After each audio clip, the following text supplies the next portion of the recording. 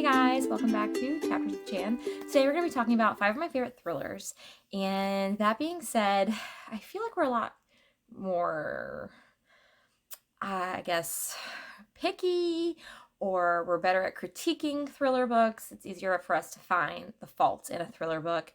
We're just a lot harsher as reviewers, I think, when it comes to thriller and suspense novels. So when I'm reading about a book or looking it up on Goodreads and it's a thriller that's a 3.5, I say, oh, I'll go ahead and check it out, or I definitely want to read this. But if it's even if it's a 3.3, 3.2, I'm like, oh, maybe I'll try it out.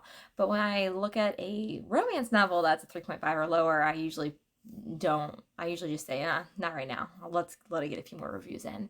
So just kind of how my mind works when it comes to Goodreads ratings. So let's get started. First up today is The Woman in Cabin 10. So this book is by Ruth Ware. I love Ruth Ware. I own all of her books. I am just a big fan. And this is my favorite of all of her books. It is just mind-blowing. I didn't see any of it coming. It actually, gives you anxiety. You're sitting there biting your fingernails, wondering what the heck is going on. And I loved it. This book was a 3.75 on Goodreads. I gave it a 5-star.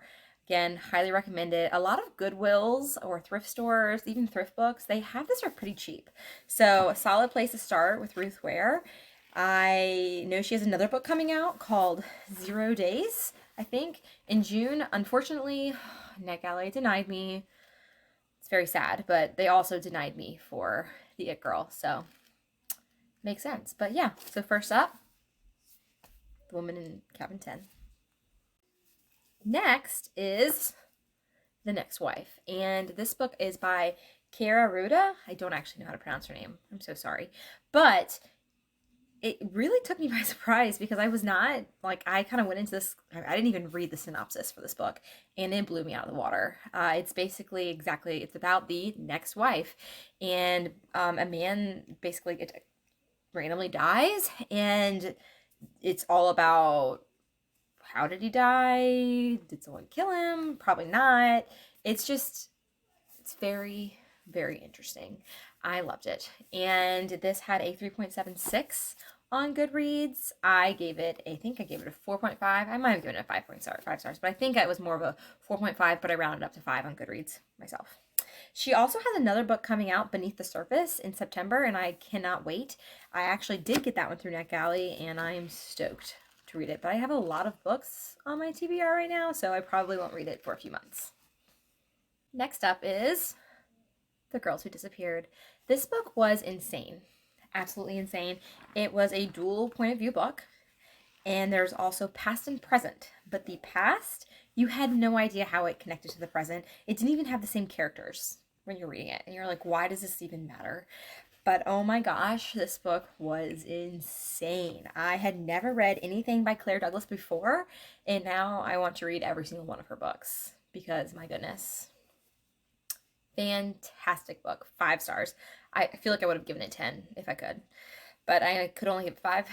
But a 4.0 Goodreads, really, really, really, really good. Make sure you check it out. Next up is The Last Flight by Julie Clark. This book was so good. It's dual point of view, 2 different timelines, so past, present, and it's just leading up to a single point. Phenomenal book. This was a 4.11 on Goodreads, and I gave it a 5-star. I found it, my friend Melissa found it for me in a Goodwill, I think, and I actually see it a lot in thrift stores, so if you ever see it, make sure you pick it up. Excellent book. And if you like her, and you've already read her, The Lies I Tell, I have not read this yet, but I asked for it for Christmas, and of course I had to have it right away, and I haven't read it yet, but I'm going to. Last but not least, this book, I hate this book and love this book at the same time. I can't not talk about crazy favorite thrillers if I don't talk about this book. So let's go ahead and talk about Verity. So this is the smuttiest thriller I have ever read, but definitely was worth a read. When some people say they read a book in one sitting, That's equivalent to a mom saying she read a book in 24 hours. Same thing. So I read this book in 24 hours. I devoured it. I was obsessed with it. I had to know what happened. And I finished it and felt completely lost. I just stared at a wall for a very long time. And at the end, you're either team manuscript or your team letter, and it's really hard to decide. But then she went and had to write a bonus chapter and sell it in a whole nother book, which I fell for. I actually do not like this chapter. I wish I hadn't read it. I like this one better. So, just so you know, I, again, loved this thriller because I was constantly freaked out, terrified, thinking paranormal activity, like what's going to happen? Is this person just going to get up and start walking? Like, what is going on? But then I also hated it. It's a love-hate relationship. But if you haven't read it and you don't mind a little smut, you need to add it for sure to your thriller TBR. Next time on Chapters with Chan, I am going to talk about Lucy Score's new book, Things We Hide from the Light. I'm going to do a double review for her first book as well, Things We Never Got Over. So check in next time, and I can't wait to see you guys. If you're having a rough Monday, remember there's always books.